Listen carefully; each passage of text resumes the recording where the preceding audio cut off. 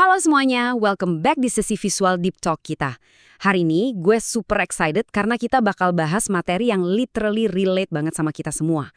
Gak usah kaku-kaku, anggap aja kita lagi nongkrong santai sambil bedah kelakuan yang sering banget kita lakuin, tapi jarang mau kita akuin. Kita bakal bongkar sains di balik obrolan paling penting di hidup lo. Coba deh, lu bayangin skenario ini. Pagi-pagi buta, alarm HP lo bunyi kenceng banget. Lo kebangun, masih setengah sadar ngucek mata, terus refleks ngedumel. Gila aja ngapain sih gue pasang alarm sepagi ini? Terus lo jalan sempoyongan ke kamar mandi, natap kaca dan ngebatin, rambut gue udah kayak singa ya, potong gak ya hari ini? Terus tiba-tiba lo sadar, mampus udah telat. Lo buru-buru pakai sepatu, mau cabut, nyari kunci motor, dan kuncinya hilang. Di situ lo mulai panik, acak-acak meja, dan meledaklah amarah lo ke diri sendiri.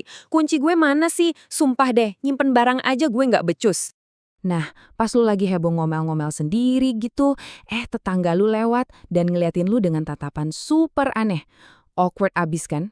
Pernah nggak sih lu kegepek lagi ngomong sendiri terus rasanya pengen ngilang aja di telan bumi? We have all been there. Momen kayak gitu emang bikin kita ngerasa jadi orang paling aneh sedunia.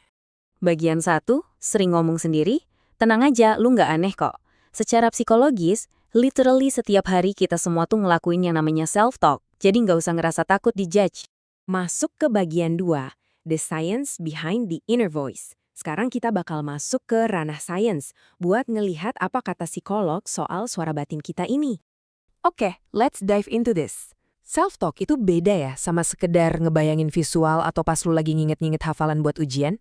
Psikolog mendefinisikan self-talk secara spesifik sebagai pikiran yang lo ucapin, baik itu pelan, keras, atau cuma di dalam kepala, yang emang ditujuin buat diri lu sendiri.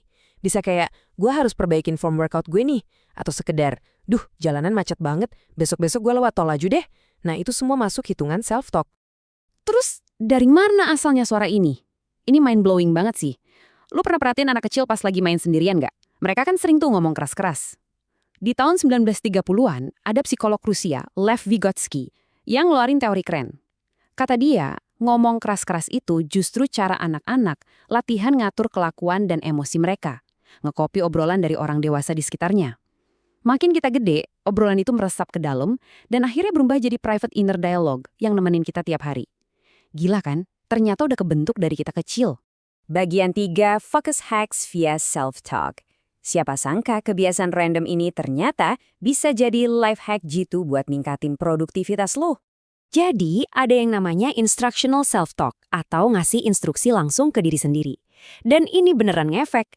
Dari materi yang kita bedah, ngelakuin ini bisa ningkatin fokus, naikin self-esteem, bantu nyelesain kerjaan sehari-hari, sampai ngatur emosi.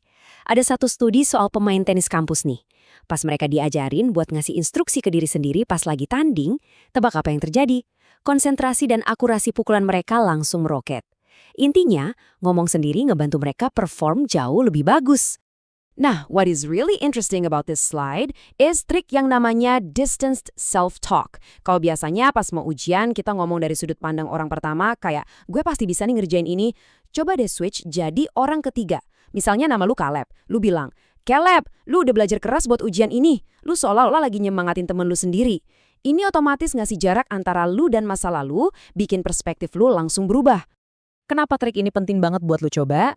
Karena riset ngebuktiin distance self-talk ini ampuh banget buat nurunin stres pas lu lagi ngadepin momen yang bikin anxiety. Entah itu mau public speaking, presentasi depan klien, atau pas mau kenalan sama circle baru.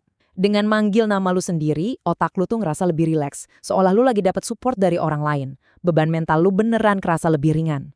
Tapi, tunggu dulu. Kita masuk ke bagian 4, beware of toxic self-talk. Suara di dalam kepala kita ini ibarat pedang bermata dua, guys. Kalau nggak dikontrol, dia bisa jadi musuh terbesar loh.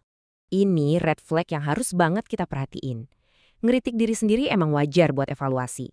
Tapi, kalau lu keseringan nyalahin diri sendiri dan udah masuk tahap berlebihan, self-talk lu berubah jadi toxic. Sering banget ngerendahin diri sendiri itu jadi prediktor utama munculnya kecemasan ekstrim, baik di anak-anak maupun orang dewasa. Kalau lu terus-terusan mengutuk diri pas ada masalah dan terjebak di lingkaran overthinking, lama-lama lu bisa gampang banget ngerasa down dan depresi. Tapi tenang, selalu ada jalan keluarnya.